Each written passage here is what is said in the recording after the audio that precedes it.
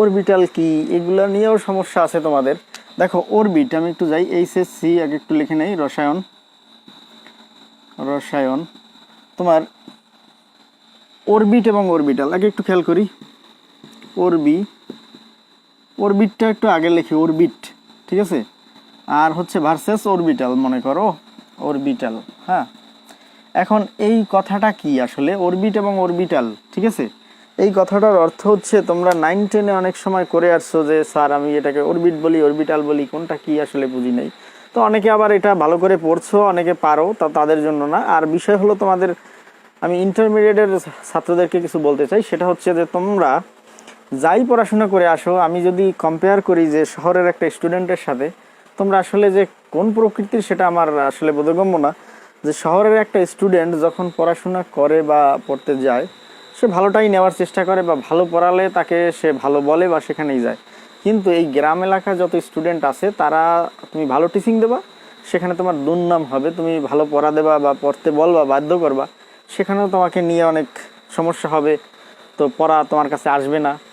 আর maximum হচ্ছে কি দেখা যায় গ্রাম এলাকায়, আমি যেটা দেখলাম যে পজিশন মানুষের একটা অন্যতম বিষয়, যেখানে একটা ভালো পজিশনে কেউ যুক্ত থাকলে তো সেখানেই দেখা যায় সবাই আনাগোনাটা বেশি থাকে, কিন্তু সেখানে কতটা সে শিখলো, কতটা কি জানলো, এটা আদৌ গার্ডিয়ানও বোঝে না। আসলে গার্ডিয়ানের একটা মুখ্য দোষ আছে, সেটা হচ্ছে যে আমি একটা স্টুডেন্ট পড়াবো, তো আমার কোয়ালিফিকেশন কি, আমি কি করি।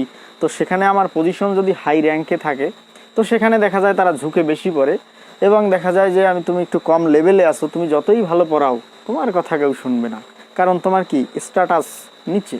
তো এরকম ধরনের যে শিক্ষা, এটা আসলে না। যে আমরা কথা হচ্ছে যে যেখানে ভালো বুঝবো সেখানেই পড়বো, যে ভালো শিখাতে পারে সেখানেই আমরা শিখবো। তো এটা হওয়া উচিত একটা স্টুডেন্টের জন্য, যদি সে ভালো কেরিয়ার করতে চায়। তো যাই হোক, এই স্টুডেন্টদের অনেক ধরনের সমস্যা আছে আমি দেখলাম আমাদের এলাকার। তো যাই হোক, এদের পরিবর্তন হওয়া উচিত বলে আমি মনে করতেছি। তো যাই হোক, আমি আজকে তোমাদেরকে অরবিট এবং অরবিটাল সম্পর্কে ধারণা দেবো। আসলে আমি একটু লেখি খারাপ করে, এটা তোমরা বুঝে নাও, অনেকে না বুঝলে অনেকে বলবা। আচ্ছা, অরবিট এবং অরবিটাল। অরবিট হচ্ছে, দেখো আমরা জানি একটা পরমাণুর কেন্দ্রে থাকে নিউক্লিয়াস, এবং নিউক্লিয়াসের চার্জ হচ্ছে ধনাত্মক। আমরা বোঝার চেষ্টা করি, আগে বুঝতে হবে, তারপর মুখস্থ করতে হবে। পরমাণুর কেন্দ্রে কি থাকে? নিউক্লিয়াস, এবং নিউক্লিয়াসের চার্জ সবসময় কি থাকে? ধনাত্মক থাকে। এখন কথা হচ্ছে এই নিউক্লিয়াসের বাইরে ইলেকট্রনগুলো ঘুরতে থাকে। এখন এটা তো সবসময় বৃত্তাকার পথে ঘুরে, ইলেকট্রন সমূহ কি করে? বৃত্তাকার পথে ঘুরে।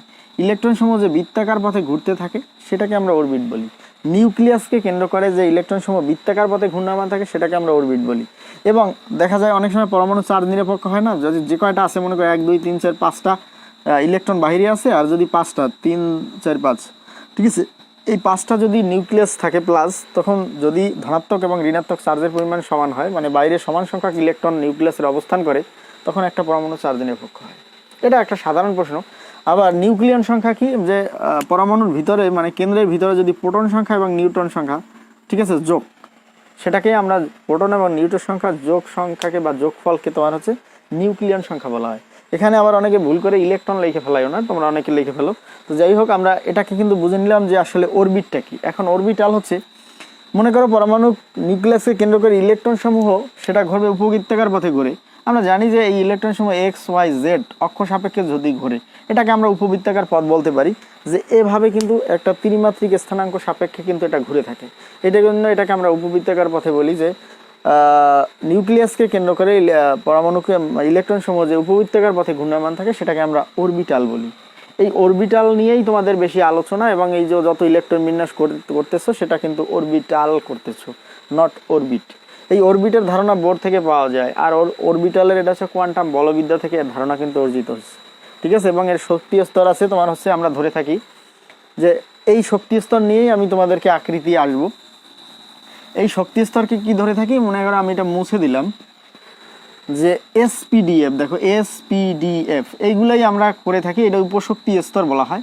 এবং এই উপশক্তি স্তরে এটা 2টা যায়, আমরা জানি এটা 6টা, এটা 10টা, এটা 14টা, এভাবে ইলেকট্রন কিন্তু যায়। এখন বা ধারণ ক্ষমতা আছে বা ধরে। এখন কথা হচ্ছে এই অরবিটালগুলোর কিন্তু আকৃতি আছে, এস এর একটা আকৃতি আছে, পি এর আছে, ডি এর আছে, এফ এর আকৃতি আছে। এখন মনে করো যদি আমরা এই আকৃতি বর্ণনা করতে চাই যে কিরকম হয় এগুলো, আসলে যে আকৃতি যদি বর্ণনা করতে যাই, দেখো এস অরবিটাল, আমরা কি এস অরবিটাল সম্পর্কে জানি যে এস অরবিটাল সবসময় কিন্তু গোলাকার আকৃতির হয়। এস অরবিটাল মনে করো আমরা যদি এভাবে আঁকতে চাই, যে এরকম একটা গোল আকৃতির এস অরবিটাল হয়, এবং এটার বৈশিষ্ট্য হচ্ছে এস অরবিটাল কখনোই কিন্তু তোমার হচ্ছে পাই বন্ধন গঠন করে না, এটা মনে রাখতে হবে, বৈশিষ্ট্য কিন্তু এস এর। এবং এই মনে করো এক্স ওয়াই জেড তুমি অক্ষ সাপেক্ষে যেভাবেই ধরো, এক্স প্রাইম উপরে ধরতে পারো, আর ওয়াই প্রাইম বাম পাশে ধরো, তো এভাবে যদি ঘোরে তোমার হচ্ছে যে এখানে কিন্তু নোডাল কোনো বিন্দু থাকে না, এইটা মনে রাখতে হবে যে নোডাল বিন্দু থাকে না। এখন এস অরবিটালের আকৃতি এরকম গোলাকার হয়ে থাকে, এবং তোমার হচ্ছে তোমার এখানে কি থাকে না, কোনো নোডাল বিন্দু থাকে না, ঠিক আছে। এস অরবিটাল এবং পাই তোমার হচ্ছে বন্ধনে সে অংশগ্রহণ করে না, সবসময় সে সিগমা বন্ধনে অংশগ্রহণ করে। এরপরে যদি আমরা দেখি, দেখো পি অরবিটাল আসলে এই এস পি ডি এগুলা কোন অক্ষ থেকে আসতেছে। এস অরবিটাল একটাই আমরা জানি, এস অরবিটাল এই যে একটা, এবং আকৃতি এরকমই হয়। এখন আমরা যদি পি অরবিটালের আকৃতিতে আসি, দেখো পি অরবিটালের আকৃতি আমি আর এটা মুছে ফেলতে হবে, কারণ এখানে একটু বড় করে লিখতে হবে, 2-3টা আকৃতি আছে। পি অরবিটাল কোত্থেকে আসছে, পি কিন্তু দ্বিতীয় শক্তি স্তর থেকে আসছে। এখন আমরা জানি যে এন এর মান যখন 2 হয়, তখন মনে করো যে যদি আমরা শক্তি স্তর হাইব্রিডাইজেশন করি, আমরা দেখছিলাম তখন 2p x এ যায় একটা, 2p y তে যায় একটা, 2p z এ একটা করে ইলেকট্রন যায়। তার মানে পির আকৃতি কিন্তু এই 3টা। পির আকৃতি কয়টা? 3টা। 2p x আকৃতি, 2p y এবং 2p z। এখন মনে করো পি আকৃতি আমরা জানা মতে আমাদের কি হয়, মনে করো এটা এক্স প্রাইম দিলাম, এটা এক্স দিলাম, এটা ওয়াই প্রাইম। হ্যাঁ, এখন কথা হচ্ছে এই পি অরবিটালের আকৃতি, আমি তো আবার ছবি ভালো আঁকতে পারি না, এটা একটা সমস্যা। পি অরবিটালের আকৃতি তোমার হচ্ছে এইরকম ডাম্বেল আকৃতির হয়। এখন আমার কিন্তু এটা আঁকা হয় নাই, কারণ এটা তোমার হচ্ছে যদি আমি এটা ওয়াই অক্ষ হলে ঠিক ছিল, যে ওয়াই অক্ষের যে অক্ষের উপর তুমি আঁকবা সেটা তার অক্ষ। আমি এটাকে যদি আমি মনে করো 2p ওয়াইটাই আগে লিখে ফেলি, যেহেতু মুছবো না, 2p ওয়াইটাই আগে লিখলাম। এরপরে যদি আমরা 3টা অক্ষ আঁকি, দেখো এভাবেই তোমার কিন্তু অরবিটালগুলো অবশ্য গমন করবে এরকম। এখন মনে করো আমি যদি এক্স লিখি নেই, এক্স লিখি এখানে এক্স প্রাইম, ওয়াই প্রাইম, ঠিক আছে, এরকম যদি লিখি তাহলে এই এক্স এর উপর থেকে গেছে, তার মানে এটা হচ্ছে 2px, ঠিক আছে। এরপরে যদি আমি দেখি 2px এর পরে যদি আমি দেখি আমাদের জেড রয়ে গেছে, তুমি চাইলে এটা উপরে আঁকতে পারো, তোমার এটা খুশি, ঠিক আছে, তুমি যেদিকে আঁকো এরকমও আঁকতে পারি আমি চাইলে, কিন্তু তোমার হচ্ছে এটা জেড অক্ষের উপর যাবে, এটা যদি জেড দাও, জেড প্রাইম, আর এখানে মনে করো এক্স প্রাইম বা ওয়াই প্রাইম দিতে পারো, ওয়াই প্রাইম, তুমি যেটা দাও কোনো সমস্যা নাই। এখন কথা হচ্ছে এই 3টা আকৃতি কিন্তু পি এর এরকম হবে, এবং যেটার অক্ষের উপর বলবা সেই অক্ষের উপর দিয়ে কিন্তু এটা যাবে, এটা মনে রাখতে হবে। কিন্তু পি অরবিটালের আকৃতি মনে রাখতে হবে, যদি বলো তাহলে ডাম্বেল বলতে হবে। আর তোমার যেটা বলতে হবে যে পিতে কোনো একটা কিন্তু একটা করে নোডাল বিন্দু থাকে, পিতে কয়টা থাকে? একটা নোডাল বিন্দু থাকে, এটা মনে রাখতে হবে, ঠিক আছে। তাহলে পি অরবিটালের আকৃতি কিন্তু জাস্ট এরকম হয়ে থাকে, ঠিক আছে, আমাদের এরকম আঁকলেই পি অরবিটাল হয়ে যাবে। এখন আমি একটু এটা থেকে আমি ডি দেখাতে পারি চাইলে, না এটা মুছেই ফেলি, ঝামেলা হতে পারে তোমাদের।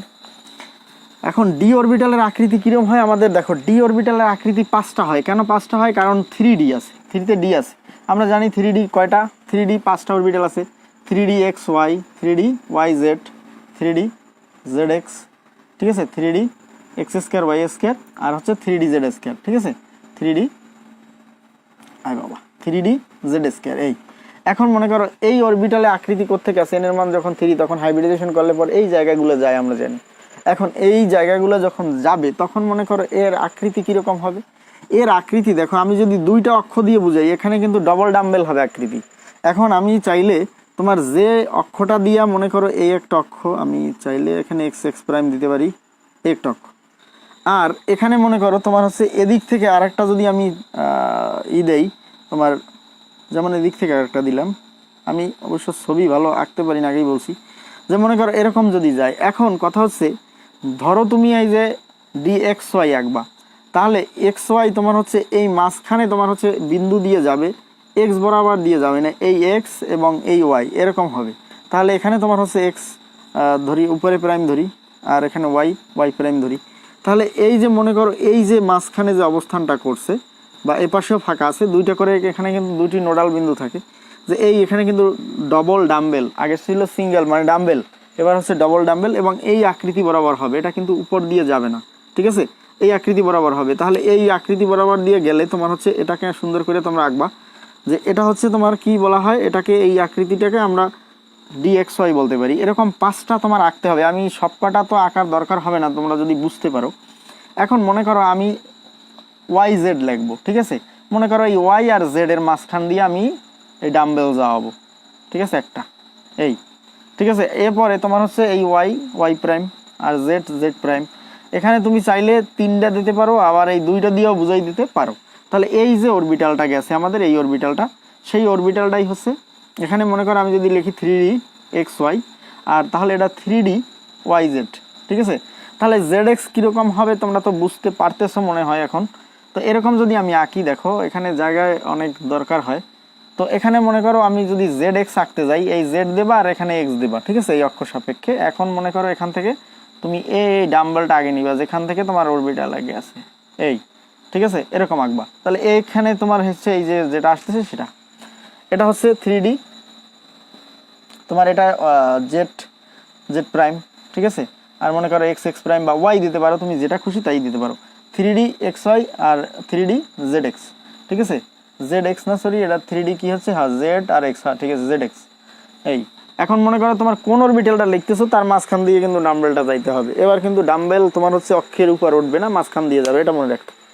এরপরে মনে করো তুমি যদি আরেকটা আঁকতে চাও, সেটা হচ্ছে আমি এটা মুছে ফেলি প্রথমটা, এইখানেই এঁকে দেখাচ্ছি, যে পরে যদি ওইটা আঁকতে যাও তাহলে ওটা আঁকলে আমাদের মনে রাখতে হবে, মনে করো এই যে ডাম্বেল সোজাসুজি এরকম যাবে, আবার এরকম যাবে, মানে উপর থেকেই যাবে, ঠিক আছে। কিসের থেকে? উপর থেকে যাবে, অক্ষের উপর দিয়ে। এটা এক্স প্রাইম আর এটা হচ্ছে ওয়াই প্রাইম, ঠিক আছে। এটা হচ্ছে তোমার 3DX² Y², এটার আকৃতি এরকম হয়। এরপরে মনে করো আমাদের একটা আকৃতি বাদ আছে, সেটা হচ্ছে তুমি চাইলে এটা একটু অন্যরকম বলতে, এটা তুমি হচ্ছে মনে করো এরকম এঁকে, তো এরকম দিয়ে এখানে তোমার হচ্ছে এখানে একটা সৃষ্টি হবে, ঠিক আছে, এরকম। এটা 3D ইফেক্টের মতো। তো তোমার হচ্ছে এটা হলো তোমার হচ্ছে Z², এটা জেড, ঠিক আছে, তোমার জেড প্রাইম, হ্যাঁ, এইরকম আকৃতির তোমার হচ্ছে এইটা হবে, ঠিক আছে। তাহলে এটা হচ্ছে আমাদের 3DZ² এর আকৃতি, এরকম হবে। তো এটা আমাদের মনে রাখতে হবে। এই হচ্ছে তোমাদের কিন্তু আকৃতি মূলত। এটা তোমাদের অনেকে অনেক কিছু মানে আঁকতে পারি না স্যার, অমুক সমুক ইত্যাদি, কিন্তু আমি ছবি অবশ্য ভালো আঁকি না। তোমরা ছবিগুলো সুন্দরভাবে লোভগুলো যদি ডাম্বেলগুলো দিতে পারো তাহলে এটা আঁকা কোনো ব্যাপারই না, বুঝছো। তাহলে এভাবে কিন্তু আমাদের আকৃতি চলে আসে। এখন যদি আমরা F অরবিটাল দেখি, তাহলে আমরা দেখলাম D অরবিটাল 5টি, কিন্তু F অরবিটাল হচ্ছে 7টি। F অরবিটাল কয়টি? 7টি।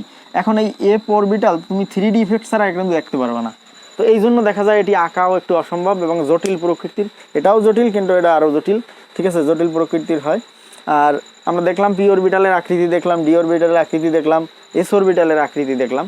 তো এভাবে কিন্তু আকৃতিগুলো হয়ে থাকে। আমি তোমাদের আজকে ক্লাসটা শর্টের মধ্যে নেব, বেশি নেব না। তো যাই হোক, আমি এ পর্যন্তই তোমাদের জন্য রাখছি।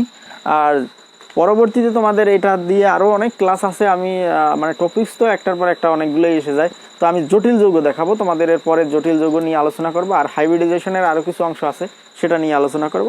তো ভালো থাকো সবাই।